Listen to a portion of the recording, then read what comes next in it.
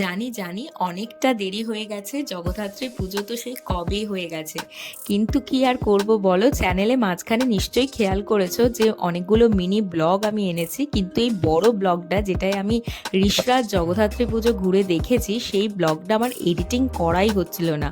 Office বাড়ি সমস্ত কিছু সামলে এই বড় ব্লগটা নিয়ে আমার আর এডিটিং করে বসে ভয়েস ওভার দেওয়া হচ্ছিল না। তো ফাইনালি এটা আমি কমপ্লিট করতে পেরেছি। আর আমার এই গল্প শুনতে শুনতে তোমরা যে প্যান্ডেলটা এখানে দেখছো, সেটা একদম জিটি রোডের ধারেই অনাথ আশ্রম এর প্যান্ডেল, যেটা ক্লাবটার নাম হলো তরুণ দল। আর ভীষণ সুন্দর করেছে প্যান্ডেলটা। জগদ্ধাত্রীর মূর্তিটা তো দেখলেই, মা এখানে বসে রয়েছে, মানে দাঁড়ানো মূর্তি কিন্তু এখানে করেনি। আর পরের যে তোমরা প্যান্ডেলটা এখন দেখছো, সেটা হলো বাঁশতলা যুব গোষ্ঠীর। এদের ভাবনা ছিল নতুন গ্রামের কাঠের পুতুল। এদের না ৪৯তম বর্ষ ছিল। আর এখানে তো চারদিকে বিভিন্ন পেন্টিংয়েও তোমরা যেরকম পুতুল দেখতে পাচ্ছ, সেরকম কিন্তু ছোট ছোট কাঠ পুতুল এই প্যান্ডেলের গায়ে কিন্তু আটকানো ছিল। ভীষণ সুন্দর দেখতে লাগছিল। বিভিন্ন কার্টুন ক্যারেক্টারই মেনলি ফুটিয়ে তোলা হয়েছে। আর মাঝখানে ওই জগন্নাথ বলরাম সুভদ্রা তো আমার ভীষণ নজর কেড়েছে, কারণ আমি ভীষণ জগন্নাথ ভক্ত। আর এখানে মা জগদ্ধাত্রীর রূপটাও কিন্তু খুবই সুন্দর লাগছিল দেখতে। তো এটা আমার দ্বিতীয় ঠাকুর ছিল। তারপরেই আমরা যেটা দেখতে গেছিলাম সেটা হলো পিটি লাহা স্ট্রিটের। এদের ভাবনা ছিল রং বেরং, যেখানে কিন্তু যামিনী রায়ের এই পেন্টিংগুলোকে এরা মেনলি ফোকাস করে এই প্যান্ডেলটা বানিয়েছিল। যামিনী রায় কিন্তু একজন বাঙালি চিত্রশিল্পী ছিল, যিনি বাংলার পটচিত্র শিল্পকে মানে বিশ্বনন্দিত করে তোলেন। আর গ্রাম বাংলার নানা প্রতিরূপ তার ছবিতে কিন্তু ফুটে উঠত। এখানে প্যান্ডেলটাও কিন্তু ঠিক দেখো সেই রকমই। আর মা জগদ্ধাত্রীর মুখটা তো ভীষণ সুন্দর, লাল শাড়ির এই সাজটাতে একদম মানে চোখ আটকে যাওয়ার মতো দেখতে লাগছিল। তো এইটা আমার খুব ভালো লেগেছে, এদের চিন্তা ভাবনা এরকমভাবে, মানে প্যান্ডেলের ভেতর এই আঁকাটাকে ফুটিয়ে তোলার এই ব্যাপারটা আমার খুবই ভালো লেগেছে। তারপর এটা কমপ্লিট করে আমরা চলে গেছিলাম পার্ক সম্মেলনীর পুজো দেখতে।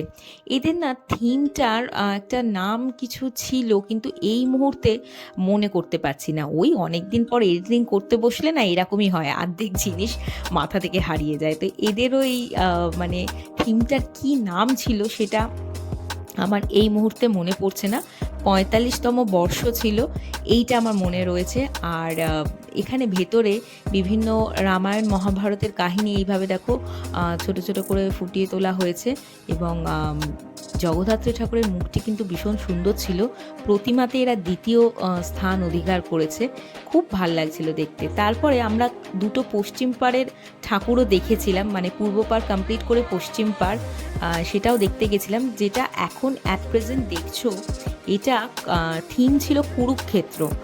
আর এটা অঙ্কুর ক্লাবের পুজো। এরা না প্রত্যেক বছর প্রচুর পুরস্কার পায়, এবছরও পেয়েছে। আর এখানে দেখো এই এক ফালি ওপরের চাঁদটা থেকে নিচের এই থিমটা ঘুরে যখন দেখছিলাম, একটা অদ্ভুত ফিলিংস হচ্ছিল। এই কুরুক্ষেত্র থিমটা বুঝতে গেলে তোমাকে কিন্তু প্যান্ডেলটার প্রত্যেকটা খুঁটিনাটি খুব ভালো করে দেখতে হবে, তবে তুমি এই থিমটা কিন্তু বুঝতে পারবে। আর এর এন্ট্রেন্সটা যা ছিল না, মানে অসাধারণ, সেটা একটু পরে এই ভিডিওতে আসছে। আর দেখতে দেখতে দেখো মা জগদ্ধাত্রীকেও দেখিয়ে দিলাম। এখানেও মা কিন্তু রেড কালারের একটা শাড়ি পরে রয়েছে, খুব সুন্দর দেখতে লাগছিল। আর এই শ্যুটটা করতে করতে বাইরে একটা বিশাল হইচই এবং ঢাক ঢোল নিয়ে বাজানোর একটা নাচানাচি যখন শুরু হয়েছে, তখনই ভাবছিলাম কিছু একটা অ্যানাউন্সমেন্ট হয়েছে। তারপরে জানতে পারলাম যে পশ্চিম পাড়ে অঙ্কুর ক্লাবের পুজোর এবছরের জগদ্ধাত্রী পুজোয় সেরা সেরা নির্বাচিত হয়েছে। আর আমরা যে সময় ওখানে প্রেজেন্ট ছিলাম, তখনই কিন্তু এই পুরস্কারটা হাতে তুলে দেওয়া হয়েছিল ওদের। আমি একটুর জন্য সেই মোমেন্টটা মিস করে গেছি। এখানে বাজি ফাটানোও চলছিল। তো ভীষণ সুন্দর একটা মোমেন্ট আমি ওখানে দাঁড়িয়ে দেখেছি, মানে খুব ভালো লাগছিল। এই যে দেখতেই পাচ্ছ, ক্লাবের সদস্যরা কিন্তু ভীষণ এনজয় করতে শুরু করে দিয়েছে।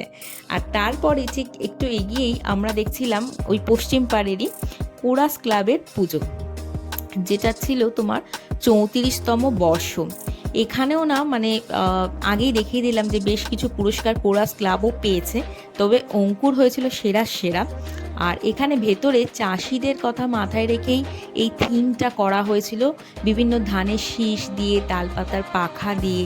আর বেশ কিছু লেখা ছিল, যেমন সব সাধকের বড় সাধক আমরা দেশের চাষি, এই মাটিতেই সোনার ফসল, এই মাটিকেই ভালোবাসি।